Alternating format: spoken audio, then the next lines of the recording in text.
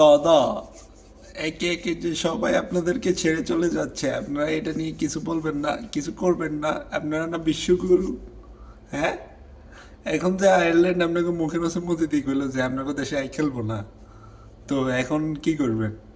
প্রথমে তো পাকিস্তানের সাথে আছে, যাই হোক এটা আপনাদের ম্যাটার। এক মুস্তাফিজের কাণ্ড করি, এখন যে দুইটা দল যে আপনাদের দেশে যাই খেলবো না, আপনারা যে এখন নামকাও আসতে বিশ্বকাপ আয়োজন করতেছেন, এটা কিছু হইলো?